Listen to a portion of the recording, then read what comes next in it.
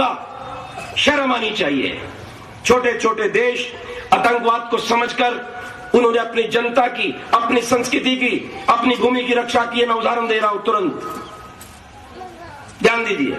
छोटा सा देश जापान, 8 लाख मुसलमान थे, आतंकवाद की बात करते थे, 6 लाख मुसलमान एक झटके में बाहर निकाल दिए।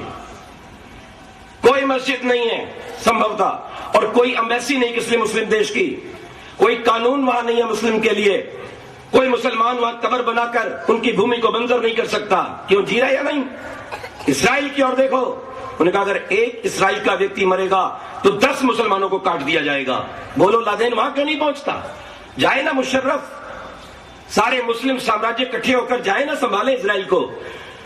भारत के नेताओं को इस्राइल से सीखना चाहिए, जापान से सीखना चाहिए। ये छोटा सा देश है हमारे बाजू में, बर्मा, इसने 2.5 लाख मुसलमान, जैसे इन्होंने आतंकवाद का नारा लगाया, अल्लाह अकबर कहा, उसने 2.5 लाख उठा करके बांग्लादेश भेज दिए।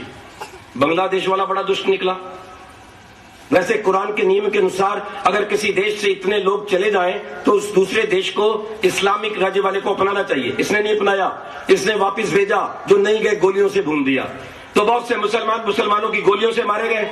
जो वापस पहुंचे, बर्मा वाले ने भी नहीं रखा, अपना कानून बिल्कुल पक्का कर लिया, वोट का अधिकार समाप्त कर दिया, सरकारी सुविधाओं को रोक दिया। वहां से मुसलमान भागकर मलेशिया आदि चले गए और आधे रास्ते में मर गए। बर्मा शांत, जापान शांत। कंबोडिया को देखिए, कंबोडिया ने सब पादरे कर दिए, सब मस्जिदें तोड़ दी, हज का अधिकार समाप्त, बांगे देने का अधिकार समाप्त, कोई अलग लिपि नहीं है, याद रखना, बिल्कुल शांति। आइए आगे बढ़िए रूस की ओर। रूस को तोड़ने वाले यही थे, ये इस्लामिक गद्दार। आज रूस ने अपने यहां से हजारों मस्जिदों को बुलडोजर फेर के साफ कर दिया है, अनेकों को फांसी पर लटका दिया, गोलियों से भून दिया। कोई मुसलमान वहां उर्दू भाषा के अंदर अपनी भाषा नहीं लिख सकता, अरबी में नहीं लिख सकता, लिखनी है तो रशियन लिपि रहेगी। बिल्कुल ठीक बात है, बिल्कुल ठीक बात है। और केवल 1-2 मस्जिद रूस ने छोड़ी है, किसके लिए? कि जो बाहर से मुस्लिम देश के लोग आते हैं उनको खुश किया जा सके। हाँ भाई, तुम्हारी भी चीज रखी हुई है।